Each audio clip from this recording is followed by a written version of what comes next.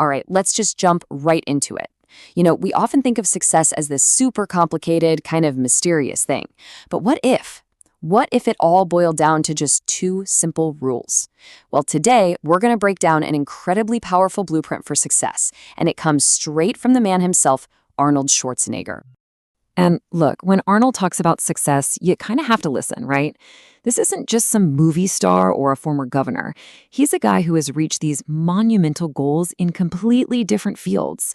And it all started with a really clear philosophy. And that's really the big question we're digging into here. See, for Arnold, success isn't something you just accidentally stumble upon. No, it's something you build on purpose, piece by piece, right from the very beginning. He had a blueprint, and that's what we're looking at.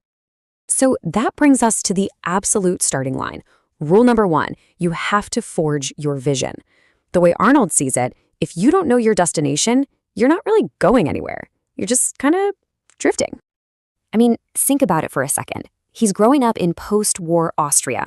The expected path for him was just a normal, quiet life.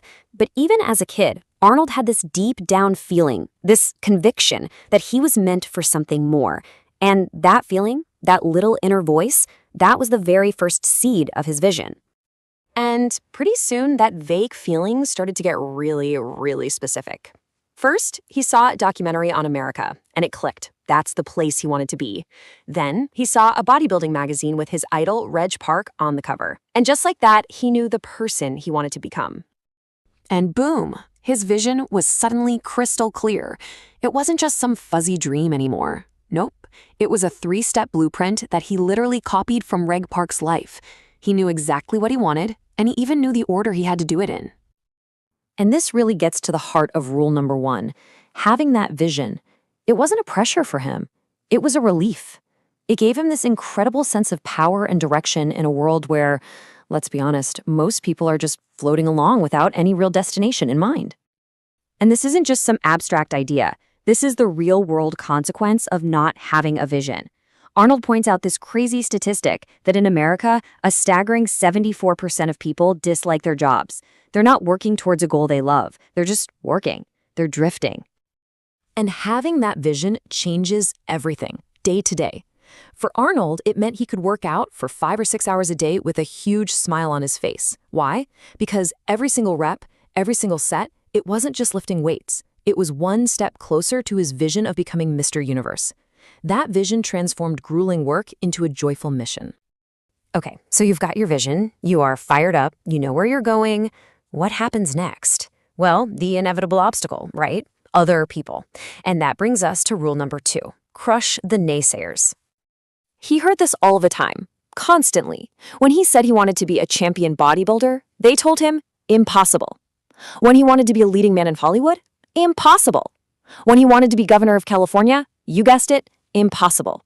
The world is just full of people who are ready to tell you what can't be done. But here's the secret weapon. He basically developed this mental filter. Whenever someone told him no, his brain heard yes. When they said, that's impossible, his brain automatically translated it to, oh, it is possible. He didn't waste time arguing with them. He just reframed their negativity and used it as fuel. And this quote, one that Arnold uses all the time, just perfectly captures his entire mindset. He simply decided he was going to be that someone. If something had never been done before, well, that didn't mean it was impossible. It just meant he had a chance to be the very first. And this right here is the ultimate payoff for ignoring all those naysayers. The very things that critics said would absolutely hold him back in Hollywood, his giant body and his thick Austrian accent, ended up becoming the unique trademarks that made him a global superstar. So let's take his first huge movie, Conan the Barbarian. The director, John Milius, famously said that Arnold's physique wasn't a problem at all, it was the solution. The body that everyone said was too much for movies was the very thing that made that character so iconic. His liability became his #1 asset.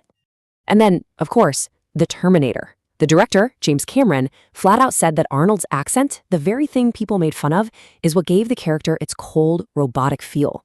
I'll be back just wouldn't be the same without it, would it? Once again, a so-called liability became his most powerful, most memorable asset. So let's bring this all home. What does this all mean for you and me? The takeaway here isn't just to sit back and admire Arnold's story. It's about actually applying his blueprint. And it really does all come down to those two simple but incredibly powerful rules. So first, forge a crystal clear vision for yourself, a goal so specific and so exciting that it just pulls you forward every single day.